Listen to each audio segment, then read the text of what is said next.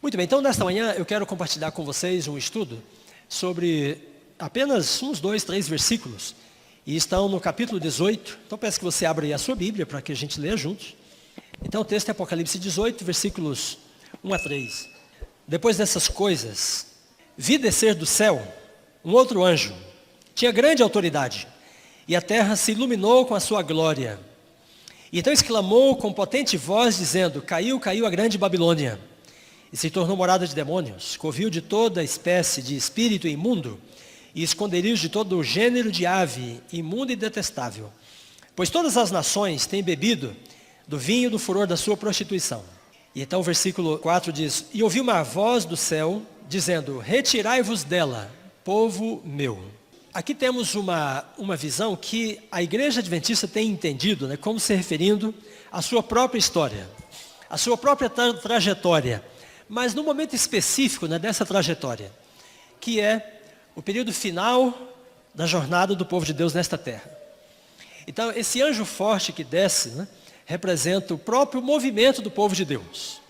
Os anjos são mensageiros, eles são metáforas, símbolos, para falar dos próprios seres humanos, no movimento deles na terra, para pregar e proclamar a mensagem profética e a verdade divina.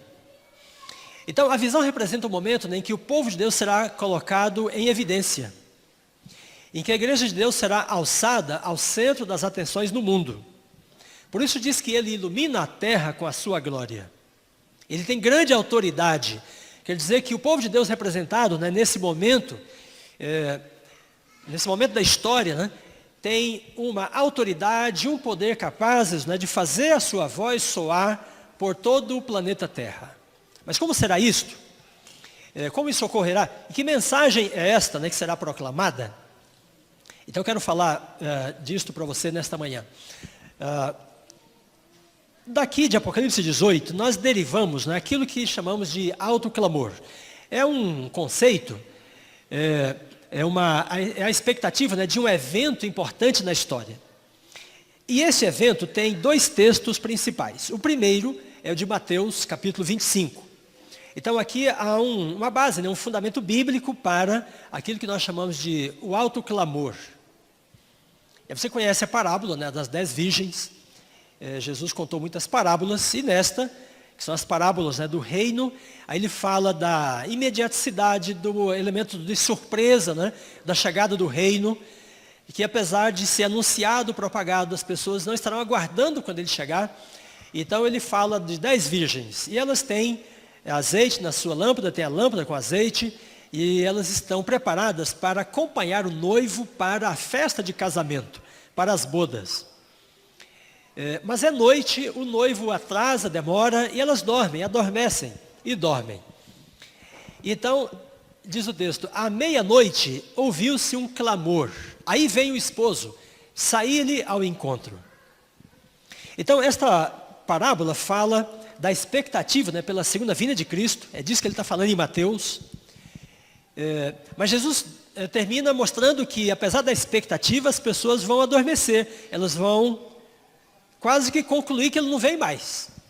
E aparentemente elas vão desanimar. Ele diz, mas à meia-noite sai um clamor. Quando as pessoas dormirem, quando elas estiverem sonolentas, quase desmaiadas, então virá uma voz forte anunciando: chegou. Então na parábola, quando essa voz clama, aí as virgens acordam, apressadas, apavoradas até, e algumas não têm mais azeite para fazer brilhar a sua luz e conseguir caminhar no escuro, mas uma parte tem, e essa parte acompanha o noivo para as bodas. Então esse anúncio, o clamor, aí vem o noivo, é um ponto de partida no texto bíblico para aquilo que na história adventista é chamado de o autoclamor. E o segundo texto é esse que nós acabamos de ler, que é Apocalipse 18. E então a Bíblia diz que é um outro anjo na sequência dos 3 anjos de Apocalipse 14. Ele ilumina a terra com a sua glória e ele exclama com poderosa voz, com potente voz. E aí tem a mensagem dele. Enquanto em Mateus diz, aí vem o noivo, aqui o mesmo evento é representado, mas em um momento um pouquinho anterior, quando a mensagem decreta a queda de Babilônia, do poder religioso opositor, né, que há na terra, que vai cair diante desse alto clamor. Vai perder a sua credibilidade, né, porque o alto clamor vai persuadir o mundo da verdade bíblica. E então vem a queda de Babilônia. Muito bem, vamos observar um pouquinho do Apocalipse, onde está esta passagem, com que ela está conectada, para que a gente tenha uma visão mais clara do que está envolvido nesse clamor. Então, Apocalipse 18, verso 3, 1 a 3, né, fala de um outro anjo, na sequência dos 3 anteriores, que estão no capítulo 14. Então você, que já leu o Apocalipse muitas vezes, já passou por essas passagens. O capítulo 14, então, João descreve 3 anjos e eles proclamam o juízo, a queda de Babilônia, e também o terceiro vem e diz, se alguém adora a besta e a sua imagem, recebe a sua marca, esse vai beber do vinho da cólera de Deus. Então são mensagens de juízo, de advertência, dadas no contexto do tempo do fim. Desde os pioneiros, né, de Tiago White, José Bates, Ellen White e outros, eles liam esse texto e identificavam a si mesmos aí. Porque o movimento de Guilherme Miller tinha levado, né, a cristandade na América do Norte e boa parte da Europa a entender que 1844 era uma data profética. E que acontecimentos de grande importância, né, estavam tomando lugar no plano da salvação nesse contexto. E por fim, os adventistas sabatistas entenderam que era não o momento da volta de Jesus, mas o momento do início do juízo pré-advento. Algo que Jesus tem de fazer no céu para terminar o plano da salvação e então preparar todas as coisas para a sua segunda vinda. Bom, então os pioneiros entenderam que esses 3 anjos, né, representam no Apocalipse o movimento do povo de Deus que nasce naquele contexto. Porque vem a mensagem do juízo, temei a Deus e adorai aquele que fez os céus e a terra, porque é chegada a hora do seu juízo. Né? Aí o segundo vem e decreta a queda de Babilônia. Há um momento em que eles descobrem, né, o sábado bíblico, o memorial da criação. E o sábado bíblico contradiz toda a estrutura de Babilônia, que está sustentada sobre uma lei que foi alterada. Então a redescoberta do sábado, a aceitação do sábado, marca o fim, né, do predomínio da mensagem de Babilônia sobre a terra. Começa com um pequeno grupo, mas começa, né? E então vem a advertência quanto à marca da besta. Bom, quando nós olhamos então os 3 anjos, e aí compreendemos, né, que eles representam o movimento do povo de Deus, que já está proclamando essas mensagens há mais de 170 anos, né? O 4º anjo, em Apocalipse 18, representa o mesmo movimento. Porque funciona mais ou menos assim. O primeiro anjo representa todo o povo de Deus. O segundo também, todo o povo de Deus. E o terceiro igualmente. E o 4º, da mesma forma. Só que as mensagens são diferentes, como se identificassem períodos, né, e ênfases específicas dentro da história desse povo. Então nós olhamos para esse texto e entendemos que os 3 anjos representam, né, o movimento normal, o movimento histórico, que vem desde 1844 e que não assumiu ainda, né, uma posição de evidência diante dos olhos da humanidade. Mas quando o 4º anjo desce, né, e diz que com a sua glória ele ilumina a face da terra toda, então está dizendo que esse movimento que vem, né, ao longo da história, vai chegar um momento em que ele vai ganhar uma notoriedade, que ele vai se projetar, e que todas as atenções se voltarão para ele, para esse movimento, né, que tem essa proclamação para a humanidade. Pois bem, os 4 anjos, por sua vez, em Apocalipse 14, essa visão, né, faz parte de um conjunto de visões no Apocalipse, que começa no capítulo 12. Então tem o dragão que peleja contra a mulher, aí tem o filho da mulher que derrota o dragão, e o dragão persegue a mulher por 1260 anos, né, o período da Idade Média.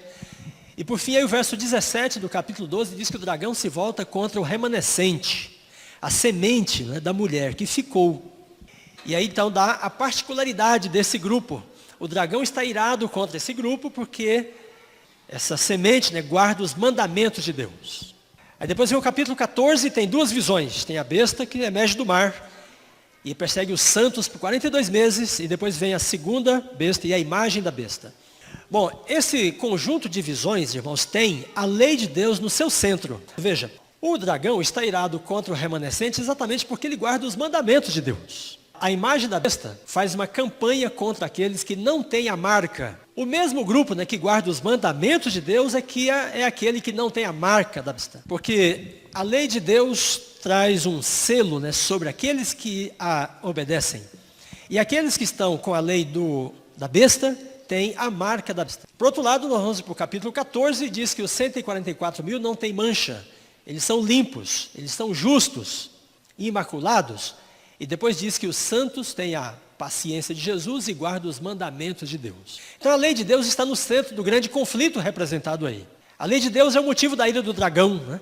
Da guerra da besta e da imagem da besta. Por outro lado, a gente observa que o dragão persegue os santos por 1260 anos. É a mesma campanha da besta contra os santos. Quando esse período termina, 1798, então vem os 3 anjos. E é como se o movimento representado por esses 3 anjos fosse uma reação ao período, né, de perseguição imposto pelo dragão e a besta ao povo de Deus. Então houve um período de predominância em que prevaleceu, né, o poder da besta e do dragão, e então Deus levanta o movimento em reação para restaurar a verdade que tinha sido lançada por terra. Por outro lado, a gente olha aqui, né, e percebe que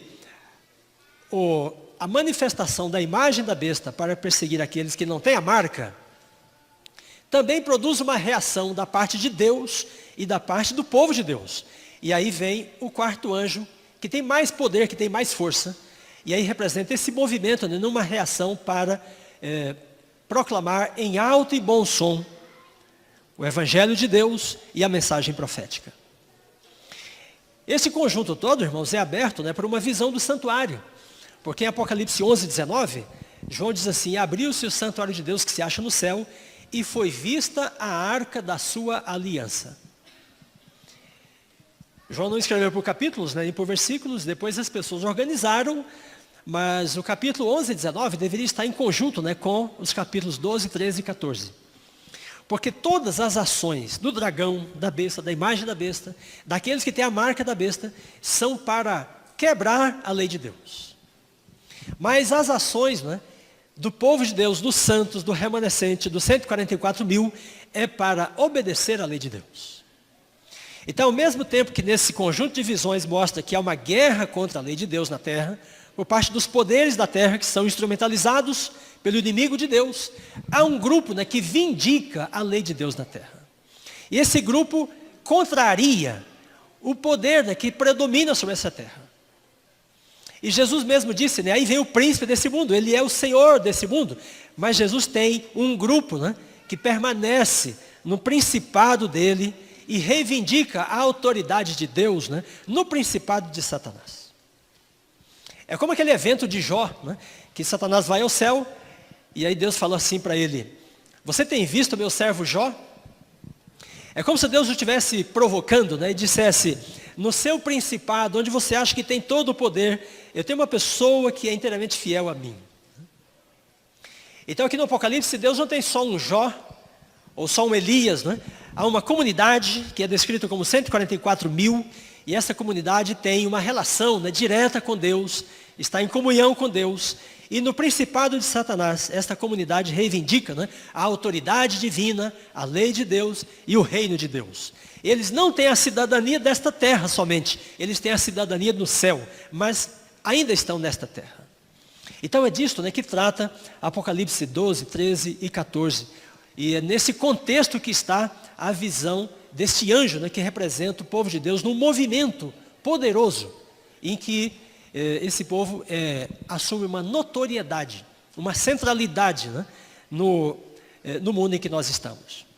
Pois bem, Ellen White fala sobre isso, e vejam que, como ela afirma, né, no grande conflito, ela está lendo exatamente os textos pelos quais passamos. E ela diz assim: desde o início do conflito no céu, o grande conflito cósmico, tem sido o intento de Satanás subverter o quê? A lei de Deus. Porque, irmãos e irmãs, não é uma luta de força, sabe, de poder, porque o diabo não tem nenhuma condição de enfrentar o Todo-Poderoso. Não é uma batalha para disputar o território meramente, né? A questão do grande conflito cósmico é quão justo Deus é, quão imparcial é seu reino, né? E quanta equidade tem nesse reino. E então ele se levanta contra a lei de Deus, que é a constituição de seu governo. Como se fosse a carta magna de todo o poder de Deus exercido sobre a sua criação. Então ele está atingindo, né, o coração do poder e da autoridade de Deus. Então ela diz, o último grande conflito, que é o momento quando esse anjo, né, que representa o povo de Deus no momento poderoso, o último grande conflito entre a verdade e o erro não é senão a luta final da prolongada controvérsia relativa à lei de Deus. Então, irmãos, nós pregamos o Evangelho, na morte de Cristo, o seu amor, o sacrifício expiatório, e isso compartilhamos com todos os cristãos. Mas o remanescente de Deus anunciado no Apocalipse é um grupo, né, que vindica a lei de Deus na terra, além de todas as demais verdades bíblicas. Né? Então tem esse ponto, porque esse grupo entende que está no meio do conflito cósmico, entre Cristo e Satanás, entre o bem e o mal. E aí a profecia dá um momento, né, em que esse conflito vai chegar ao seu auge, ao seu clímax, para o seu desfecho final. E a questão da lei de Deus está no centro desta controvérsia. Então a mensagem dos 3 anjos não é simplesmente que Jesus ama a humanidade, né, e se sacrificou pela salvação dela. A mensagem desses 3 anjos é uma mensagem urgente, porque as pessoas têm de tomar o sacrifício de Cristo, né, e viver segundo a palavra dele, para se preparar para o reino de Deus. Porque Jesus não salvou a humanidade para a humanidade ficar na terra em pecado para sempre. Ele virá em juízo. E então a sua lei tem de ser restaurada e as pessoas têm de entender de que lado elas vão estar. Elas têm de ter a sua mente aberta, os olhos abertos, para discernir o conflito e decidir qual é o seu lado. Qual é a sua opção, qual é a sua cidadania, qual é a lei a que ela obedece. Né? E é esse o papel, irmãos, do povo de Deus na terra. Preparar o mundo para o juízo e para o retorno de Cristo. Pois bem, Ellen White, o grande conflito cósmico. Veja ainda alguns detalhes do texto bíblico. O primeiro texto, Apocalipse 14, fala de um anjo voando pelo meio do céu e ele proclama em grande voz: temei a Deus. Temer a Deus é obedecer à lei de Deus. Porque o sábio, Salomão, fala assim: teme a Deus e guarda os seus mandamentos, porque este, no singular, né, é o dever. Então a mensagem do anjo está fazendo uma alusão à fala de Salomão. Teme a Deus, ou temei a Deus, porque é chegada a hora do seu juízo. Veja que ele proclama, né, em grande voz, e aí tem uma expressão grega para isto, João escreveu em grego, né? Phone megalê. E aí vem o segundo anjo, e diz: caiu a grande Babilônia. Mas ele não proclama em grande voz. Então o tom desta mensagem da queda de Babilônia é inferior ao tom da mensagem do juízo. Aí vem o terceiro, e também diz em grande voz, phone megalê, se alguém adora a besta e a sua imagem. Então o primeiro e o terceiro falam em alto e bom som. Quando Guilherme Miller começou a proclamar, irmãos, 1844, né, 43, depois 44, então houve um grande movimento, falando da chegada da hora do juízo. Né? E aí, aquela parte da mensagem que não é dada em grande voz, é exatamente a fala do quarto anjo em Apocalipse 18. Então, com isto, é como se o profeta quisesse dizer para nós: bom, começou o movimento, né, no meio do século XIX, mas há uma parte da mensagem que não está dada com toda a clareza, com toda a convicção, com toda a persuasão e com toda a autoridade que precisa ser dada. E então vem esse quarto anjo para representar um movimento, né, o momento da história desse movimento, em que esta mensagem será dada em alto e bom som, de forma clara, persuasiva e convicta, né, para os habitantes da terra. O que é a Babilônia? É toda a estrutura de poder religioso que existe na terra, de todas as confissões, de todas as crenças, que não adere à lei de Deus. Esta é uma definição simples. Então, essa estrutura religiosa, né, convence o poder civil, o poder público, ela influencia as casas legislativas, ela influencia o Estado, ela influencia toda a sociedade, e daí então surge o povo de Deus no mundo para dizer: não, não é assim. aqui está o governo de Deus, né? E esse é o grande conflito que está tentando sepultar a autoridade da lei de Deus. E aí, esse movimento então proclama a queda de Babilônia, porque Babilônia está exercendo poder e domínio sobre todas as estruturas, né, do poder civil na terra. E quando o povo de Deus restaura a verdade, decreta então a queda de Babilônia. Por isso que aí João escreve, né, e diz assim, que o anjo proclama com poderosa voz: caiu, caiu a grande Babilônia.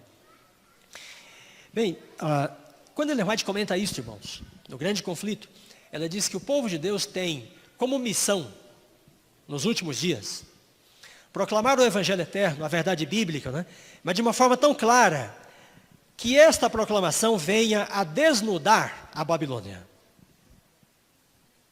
Então é isso que você entendeu mesmo. A mensagem do povo de Deus tem que ser tão clara, tão vívida, tão persuasiva, que a exaltação da verdade por si só seja suficiente para desmascarar a Babilônia. Para mostrar quão errados são os movimentos religiosos desta terra no contexto do grande conflito. É verdade, todos eles têm características e virtudes importantes e admiráveis, do ponto de vista social, humano, civilizatório. Há virtude em todas as religiões, mas dentro do grande conflito, Deus tem um lado, e o lado dele é o lado daqueles que estão com a cidadania do reino de Deus. Então o povo de Deus tem de proclamar em voz clara e distinta, e esta proclamação tem de ser suficiente para expor os erros e os pecados de Babilônia. Por quê? Porque o anjo diz assim: retirai-vos dela, povo meu. E as pessoas que estão sob a influência dessa religião, ou dessas religiões, não sairão de lá se elas não perderem a confiança nessa estrutura religiosa. Enquanto a confiança delas estiver na Babilônia, elas não sairão de Babilônia. Mas a Bíblia diz assim, elas são povo de Deus, são pessoas sinceras, são verdadeiras diante de Deus. Elas são sinceras diante de Deus com aquilo que elas conhecem, mas elas confiam. E esta confiança tem de ser quebrada. De que forma? Com a exposição da verdade, daquilo que é. Então, irmãos queridos, há uma missão reservada para o povo de Deus, tem de ser cumprida, né, em poderosa voz. E o povo de Deus tem de dar esse anúncio para o mundo, de forma clara. E o contexto está criado para isto. A globalização, o crescimento da tecnologia deu condição a nós, né, e a todas as pessoas de promulgarem suas verdades, suas crenças. E o mundo pode ter os seus olhos, né, colocados sobre essa proclamação em questão de segundos. A tecnologia é capaz de traduzir até a nossa fala verbal. Mas se alguém entra no site, no blog, né, em alguma coisa da igreja aqui do Lago Sul, e essa pessoa estiver lá na China, né, ela é capaz de ler o que você publicou aqui, até o que você falou, e entender pelo menos 80% de tudo que você colocou ali, em qualquer parte do mundo. Então Ellen White diz claramente, o desenvolvimento da ciência chega a um contexto, né, em que as coisas ficam preparadas para o momento em que Deus tem um acerto de contas com a humanidade. E esse é o momento. Muito bem, então o que nós falamos até aqui?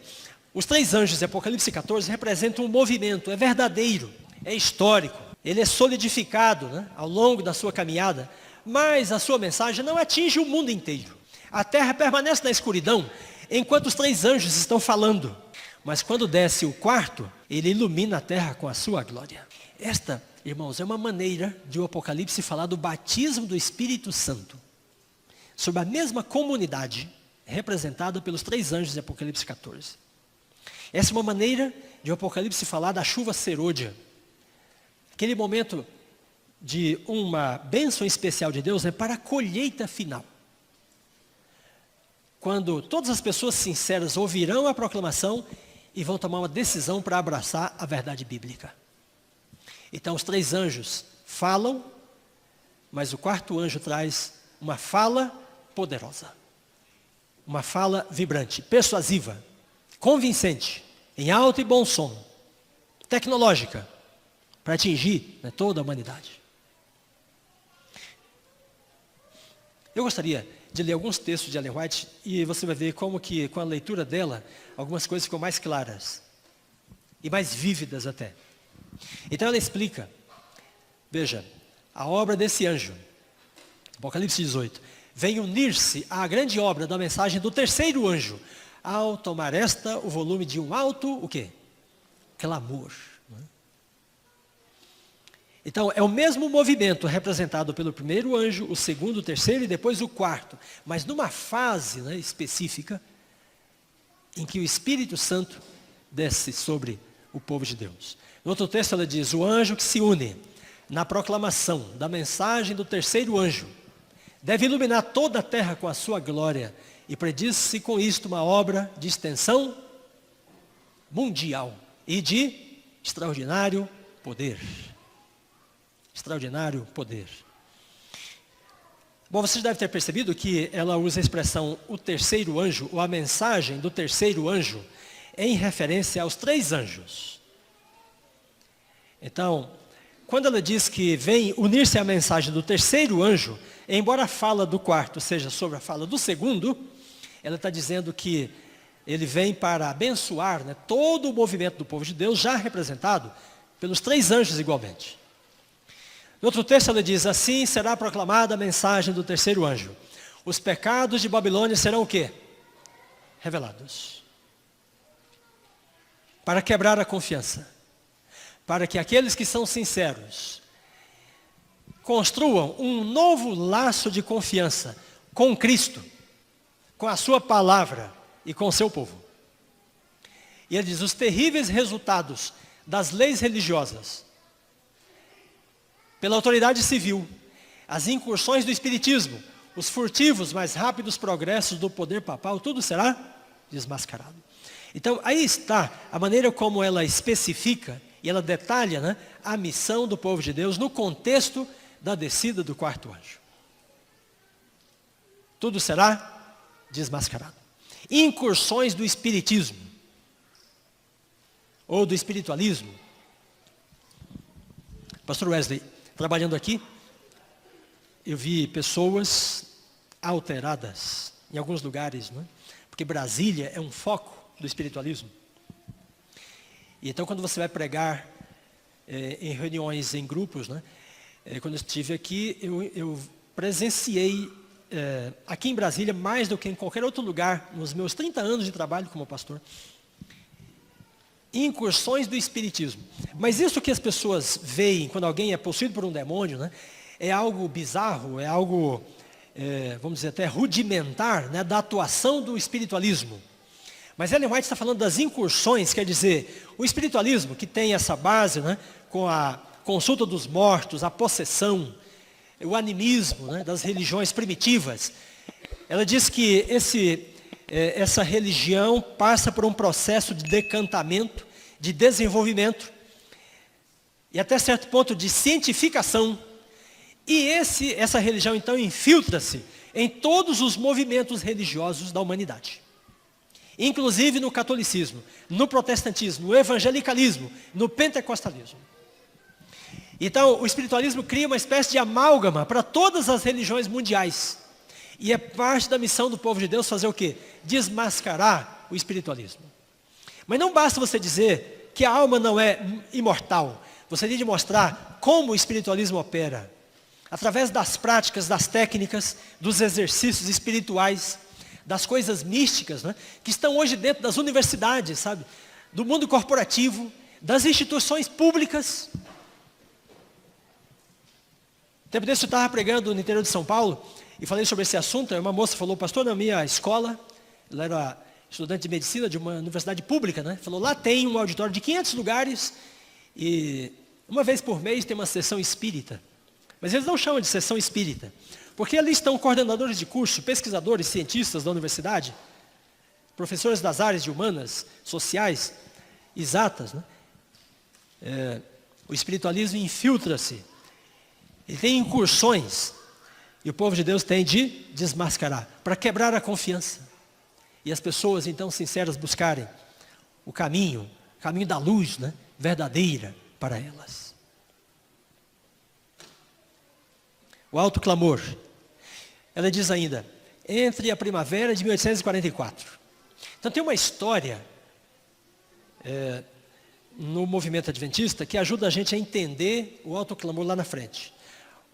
um evento do início do movimento. E ela relata aí, história da redenção. Entre a primavera de 1844 e o outono, isto mês de março, abril, até outubro, né, no hemisfério norte, ela diz, ergueu-se o clamor. Nas próprias palavras da Escritura, aí vem o noivo, sair-lhe ao encontro. Bom, então, eu mencionei o texto de Mateus 25, e aqui está esse dado, né, na história adventista. Irmãos e irmãs, em início de 1844, os pregadores mileritas entenderam que a data que eles tinham marcado a princípio não estava correta. E aí eles fizeram mais cálculos, mais estudos, e chegaram à convicção de que a data correta era outubro de 1844. E aí há um momento, né, em que esses estudiosos começam a falar isso para as suas congregações. E aí há um entusiasmo, uma vibração, né, um dinamismo que toma conta daquele anúncio, como eles não tinham presenciado antes. Então, Ellen White chamou isso de o clamor da meia-noite.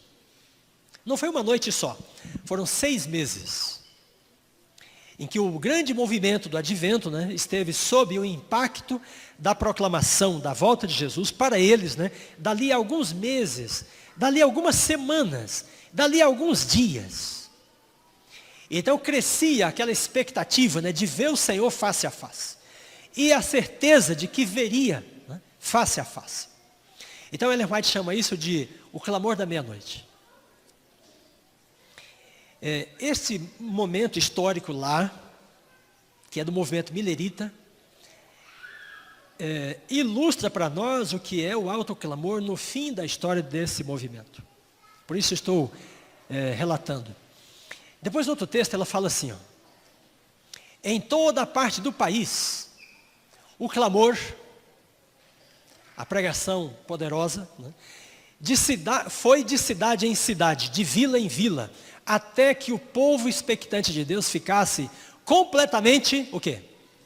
Desperto. Ninguém mais permaneceu dormindo. Ninguém mais adormecido. Porque o clamor da meia-noite despertou toda a comunidade.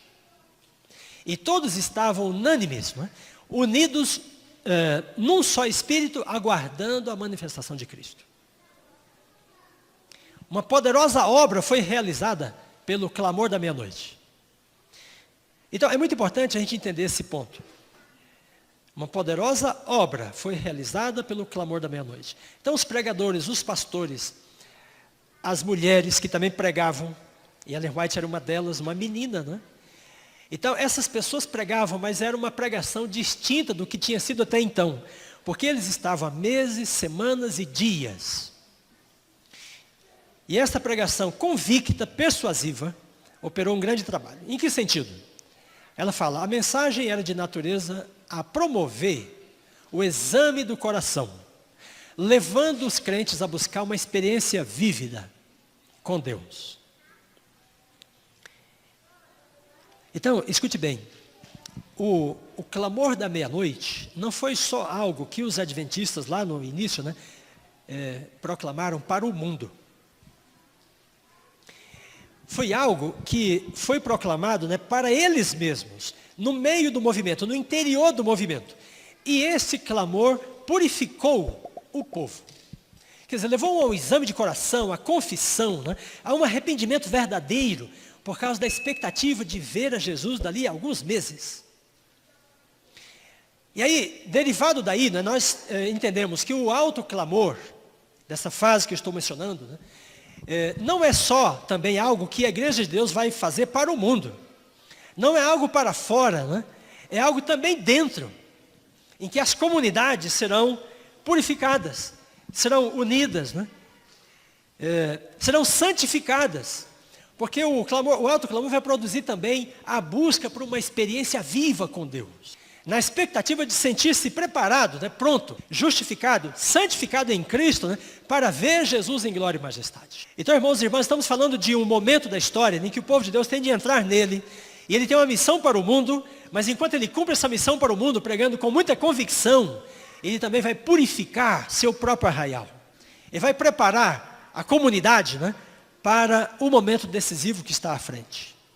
Então, o alto clamor como uma oportunidade para confissão, para exame do coração, para colocar a vida, né, em harmonia com a comunidade, com o próximo, com Deus, consigo mesmo, e estar com o coração limpo e purificado. O alto clamor e o trabalho que ele faz pelo povo de Deus. Queridos irmãos, essas coisas são parte assim da estrutura, né, da crença, da experiência da Igreja Adventista do Sétimo Dia. Ellen White teve uma visão em dezembro de 1844. Bom, houve o clamor da meia-noite, eles esperaram Jesus, estavam prontos.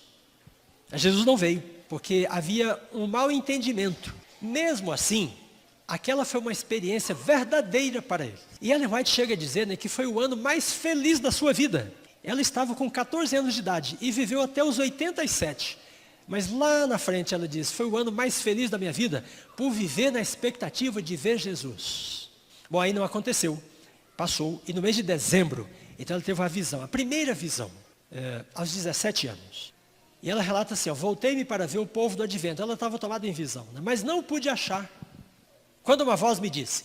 Então, é como se ela estivesse olhando e não via o movimento, que era grande, né? Tinha sido grande, mas parece que tinha se dissipado. Parece que tinha se espalhado completamente.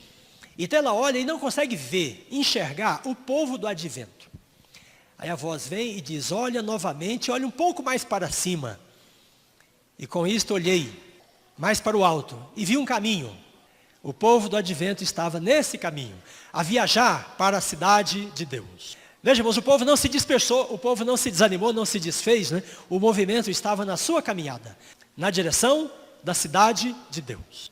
E tinham uma luz brilhante colocada por trás dele, no começo do caminho, a qual o anjo me disse ser o clamor da meia-noite. Essa luz brilhava em toda a extensão do caminho e proporcionava claridade aos pés dos que caminhavam. Então, irmãos, vejam a visão dela. O caminho, né, ascendente da terra para o céu e o povo de Deus caminhando na sua jornada para o céu. E o caminho estava todo claro, todo iluminado, mas não era uma luz que vinha lá de cima, era uma luz que vinha lá de baixo.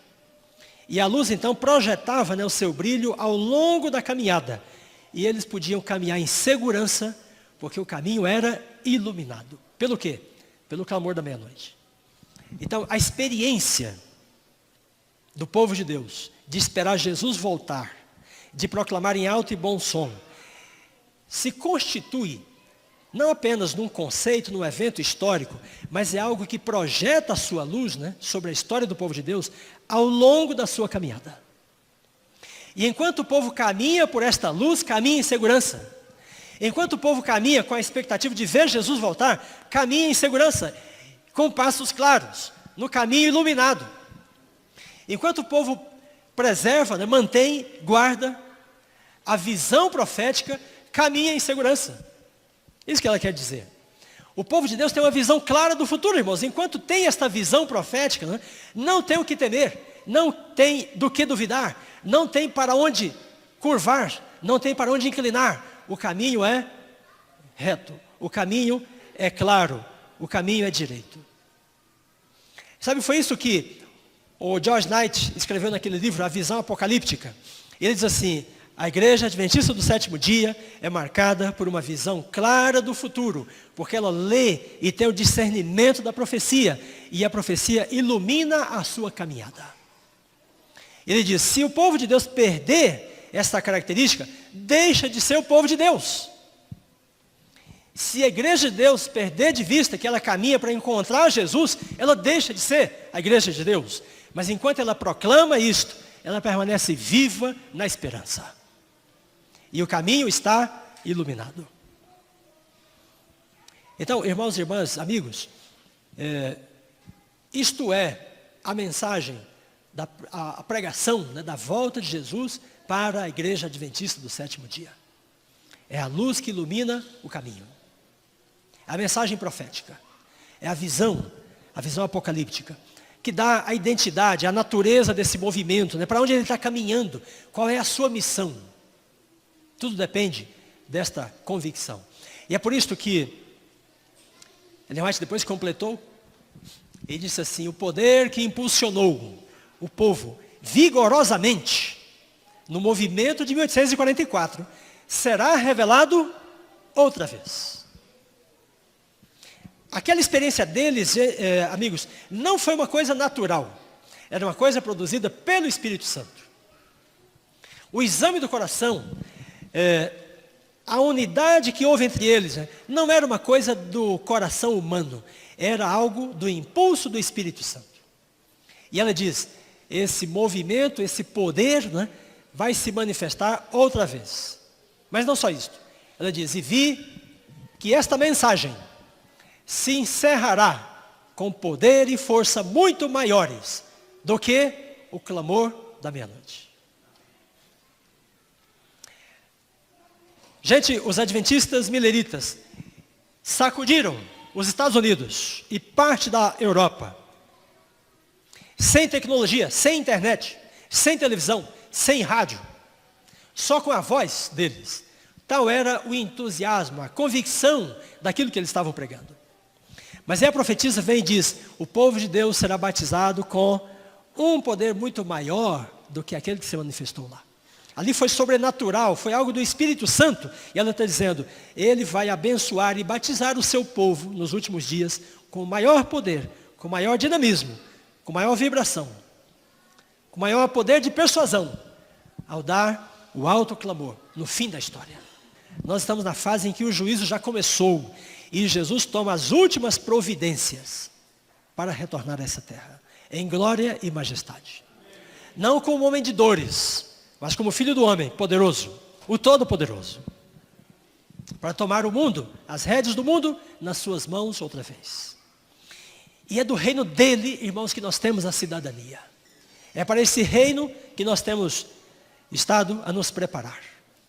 Olha, a terceira mensagem, que deve ser proclamada com alto clamor e regada com o derramamento do Espírito Santo, em grande medida. Quando nós olhamos para tudo que acontece à nossa volta, há um sinal destacado que funciona como um relógio para nós. Porque a profetisa diz assim, quando for expedido o decreto que impõe o falso sábado, então vem o alto clamor. Irmãos queridos, isto é algo em discussão nos nossos dias. Um decreto para impor o falso sábado. O Papa João Paulo II falou a respeito disso, o Papa Francisco falou de forma mais persuasiva ainda, na sua encíclica. Os judeus estão falando, os protestantes estão falando, e esta fala deles legitima toda a nossa pregação. E diz a profetisa, quando for expedido o decreto, o alto clamor está a caminho. O povo de Deus tem de estar preparado. Depois ela diz, quando irromper realmente sobre nós a tempestade da perseguição, por causa do sábado de Deus, o povo de Deus se unirá. E então a mensagem do terceiro anjo se avolumará num alto clamor. E a terra será iluminada com a glória do Senhor. Amém.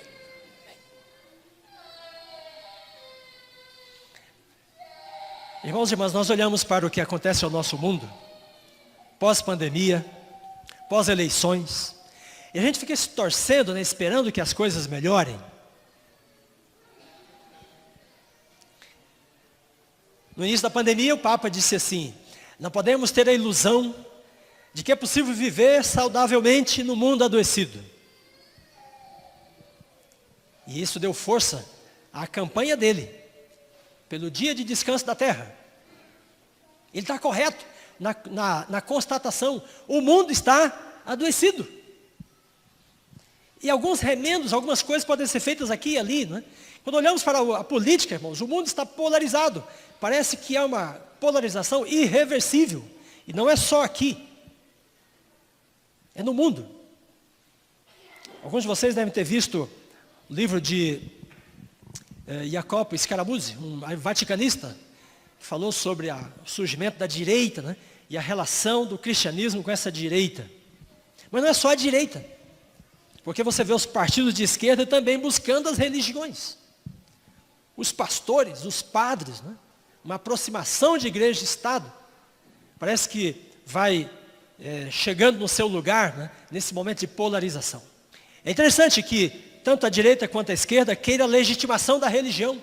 Então a profetisa diz, quando irromper a perseguição, a mensagem deve caminhar para se avolumar num alto clamor. Bom, gente, em Primeiros Escritos, Ellen White tem um trecho que eu resumi aqui, e que ilustra os últimos eventos. Está totalmente conectado com a reflexão que acabamos de fazer. Ao início do tempo de angústia, fomos cheios do Espírito Santo ao sairmos para proclamar o sábado mais amplamente. Bom, eu tenho de dizer, né, que não é o sábado, o dia. O sábado é um meio. Sábado tem que ver com criação, com Deus Criador, com o culto ao único Deus existente. Né? Sábado tem que ver com a comunhão viva com o Senhor Deus, Criador e Redentor de toda a humanidade. Então, isso que significa sair para proclamar o sábado, proclamar o culto ao único Deus vivo. Né? Isto enfureceu as igrejas e os adventistas nominais, pois não podiam refutar a verdade do sábado. Depois ele diz, e eu vi então a espada, a fome, pestilência, grande confusão. São desastres naturais, sociais e naturais, né, antes das pragas. Então ele diz, os ímpios achavam que tínhamos acarretado esse juízo sobre a terra, e então se levantaram e tomaram conselho para desembaraçar a terra de nós. E aí vem um decreto de morte antes das pragas, supondo que assim o mal seria contido. É a teoria do bode expiatório. Há um grupo que é culpado das convulsões da natureza, as convulsões sociais. Se esse grupo for tirado, então a ordem vai ser estabelecida novamente. Então ele diz, no tempo de angústia fugimos todos das cidades e vilas, mas fomos perseguidos pelos ímpios, os quais entraram nas nossas casas com espada, com armas. E eles ergueram as armas para matar-nos, mas estas quebraram-se e caíram ao chão, impotentes como palha. Quando Jesus termina a purificação do santuário, irmãos, o juízo pré-advento, né? E ele envia os anjos para derramar as taças da ira de Deus, que são as pragas sobrenaturais. Então ninguém mais do povo de Deus morre na terra. A perseguição pode continuar, mas o povo de Deus é agora inatingível. E então clamamos dia e noite por livramento, e o clamor subiu até Deus. O sol apareceu, a lua permaneceu imóvel, as correntes das águas cessaram de fluir, e nuvens negras, e aqui ela fala da quinta praga, a escuridão. Pesadas nuvens acumularam-se e chocavam-se umas contra as outras, mas havia um espaço de glória indescritível no meio da escuridão no céu, né? De onde veio a voz de Deus como o som de muitas águas, a qual fez estremecer os céus e a terra. Queridos irmãos, será a primeira vez que a humanidade vai escutar a voz de Deus, né, falando ao planeta Terra. A escuridão toma conta do planeta e uma abertura há. Não é a volta de Jesus ainda, e então a luz da glória de Deus brilha do céu sobre a terra, e Deus fala. E esta voz vai fazer estremecer os céus e a terra. Grandes terremotos, tsunamis, por causa dessa voz, que vai chacoalhar o planeta. E então ela diz, e ao anunciar Deus o dia e a hora da volta de Jesus, e ao declarar o concerto eterno com seu povo, quando a interminável bênção foi pronunciada, sobre os que haviam honrado a Deus e guardado o seu santo sábado, houve um estrondoso clamor de vitória sobre a besta e a sua imagem. Eu estudei bastante esses textos, irmãos, e concluí que isso acontece na altura da quinta praga. A voz de Deus, as tábuas da lei são mostradas, e então Deus reafirma seu concerto através da exibição da sua lei, que foi odiado no grande conflito, né? E assim ele reafirma o seu pacto com aqueles que guardaram o santo sábado, que o cultuam como o único Deus vivo, Criador dos céus e da terra. E quando essa voz for ouvida, ela vai dizer também o dia e a hora. Até lá ninguém sabe. É o momento também que os que morreram na fé da mensagem do terceiro anjo ressuscitam e se juntam ao povo de Deus vivo para esperar Jesus voltar. Então a voz desperta o entusiasmo e a convicção do povo de Deus, que estava perseguido. E então ele profere um estrondoso clamor de vitória. Vocês perceberam então que tem 3 clamores. Tem o clamor da meia-noite lá no início do movimento, que ilumina a caminhada. Aí tem o alto clamor no batismo do Espírito, para terminar a pregação. E aí por fim, então o povo de Deus vai proclamar um clamor de vitória sobre a besta e a sua imagem. Em Apocalipse 15, verso 2, o profeta diz, e vi os vencedores da besta e da sua imagem. A terra agora é chacoalhada por um clamor de vitória da parte do povo de Deus. Queridos irmãos, nós temos de estar lá para proclamar a vitória. Vitória alcançada em Cristo. Vitória alcançada pelo poder do sangue de Cristo derramado em nosso favor.